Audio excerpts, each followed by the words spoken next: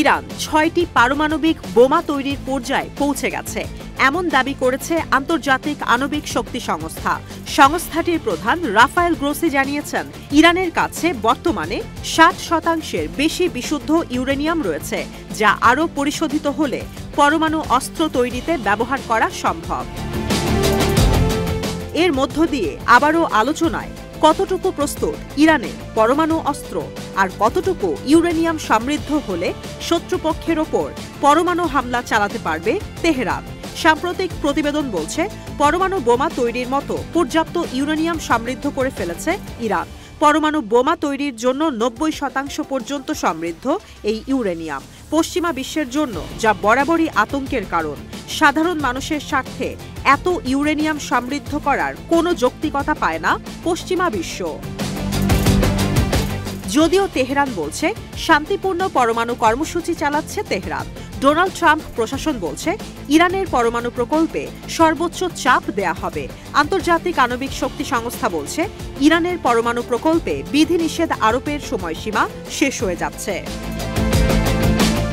আন্তর্জাতিক আণবিক শক্তি সংস্থার সাম্প্রতিক দুই প্রতিবেদন বলছে, একদিকে ৬০% ইউরেনিয়াম সমৃদ্ধ হয়ে গেছে, অন্যদিকে সমস্যা সমাধানে তেহরানের সঙ্গে কোনো আলোচনাও হয়নি।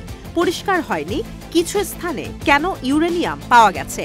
আইএইএ বলছে ইরান একমাত্র পরমাণু শক্তিধর দেশ আর পরমাণু অস্ত্রধর নয় এমন কোনো দেশ যেই দেশের কাছে এত বেশি ইউরেনিয়াম সমৃদ্ধ করা আছে। গোপন দুই প্রতিবেদনে বলা হয়, মাত্র ৩ মাসে ৯২ কেজি থেকে ২৭৪ কেজিতে উন্নীত করা হয়েছে ইউরেনিয়াম হেক্সাফ্লুরাইডের মজুদ।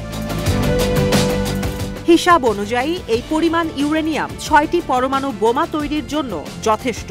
এর চেয়ে কম ইউরেনিয়ামেও পরমাণু বোমা তৈরি সম্ভব। যদিও তেহরান বরাবরই বলে আসছে পরমাণু কার্যক্রম নিরাপত্তা নীতিমালা মেনেই হচ্ছে। অন্যদিকে সাম্প্রতিক প্রতিবেদন বলছে ৬ থেকে ৯ কেজি ইউরেনিয়াম প্রতি মাসেই সমৃদ্ধ করে তেহরান। ৪২ কেজি প্রয়োজন পড়ে একটি পরমাণু বোমা তৈরির জন্য। ইরানকে ঘিরে যুক্তরাষ্ট্রের জন্য আরেকটি বড় মাথাব্যথার কারণ রাশিয়া। সম্প্রতি ইরানের প্রেসিডেন্ট মাসুদ পেজেশকিয়ান রুশ প্রেসিডেন্ট ভ্লাদিমির পুতিনের আমন্ত্রণে মস্কো সফর করেন।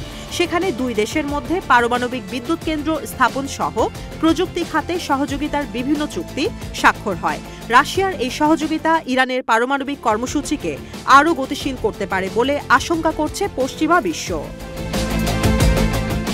ইসরায়েল ও ইরানের পরমাণু কর্মসূচি ঠেকাতে মরিয়া।